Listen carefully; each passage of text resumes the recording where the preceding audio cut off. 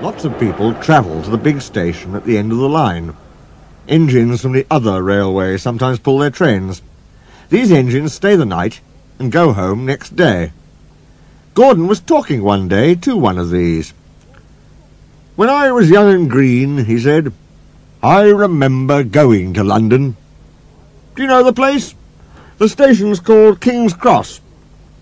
"King's Cross?" snorted the engine. "London's Euston. Everybody knows that." "Rubbish," said Duck. "London's Paddington." "I know. I worked there." They argued till they went to sleep. They argued when they woke up.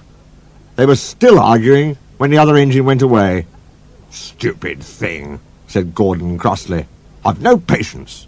"Stupid yourself," said Duck. "London's Paddington. Paddington, do you hear?" "Stop arguing," James broke in. "You make me tired. You're both agreed about something anyway." "What's that?" "London's not Euston," laughed James. "Now shut up." Gordon rolled away, still grumbling. "I'm sure it's King's Cross. I'll go and prove it." But that was easier said than done.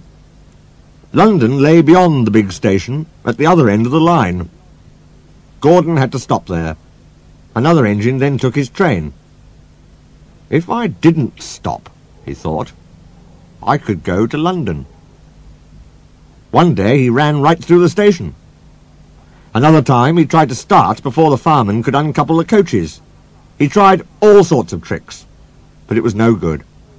His driver checked him every time. "Oh dear," he thought sadly, "I'll never get there." One day he pulled the express to the station as usual. His fireman uncoupled the coaches, and he ran on to his siding to wait till it was time to go home. The coaches waited and waited at the platform, but their engine didn't come. A porter ran across and spoke to Gordon's driver. "The inspector's on the platform. He wants to see you." The driver climbed down from the cab and walked over to the station. He came back in a few minutes looking excited. "Hello," said the fireman. "What's happened?" "The engine for the express turned over when it was coming out the yard. Nothing else can come in or out. They want us to take the train to London. I said we would if the Fat Controller agreed. They telephoned, and he said we could do it. How's that?" "Fine," said the fireman. "We'll show them what the Fat Controller's engines can do." "Come on," said Gordon. "Let's go." He rolled quickly over the crossings and backed onto the train. It was only a few minutes before the guard blew his whistle, but Gordon thought it was ages. "Come on! Come on!" he puffed to the coaches. "Come on, come on, come on, come on, come on, come on, come on! We're going to town, we're going to town," sang the coaches. Slowly at first, then faster and faster.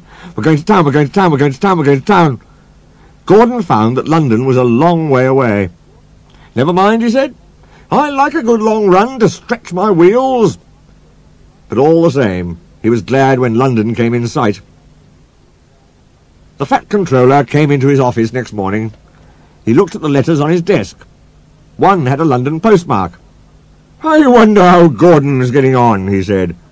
The station master knocked and came in. He looked excited. "Excuse me, sir, have you seen the news?" "Not yet, why?" "Oh, just look at this, sir." The Fat Controller took the newspaper. "Good gracious me," he said. "There's Gordon. Headlines, too.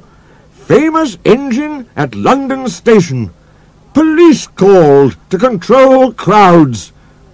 The Fat Controller read on, absorbed. Gordon returned next day. The Fat Controller spoke to his driver and fireman. "I see you had a good welcome in London." "We certainly did, sir. We signed autographs till our arms ached. And Gordon had his photograph taken from so many directions at once that he didn't know which way to look."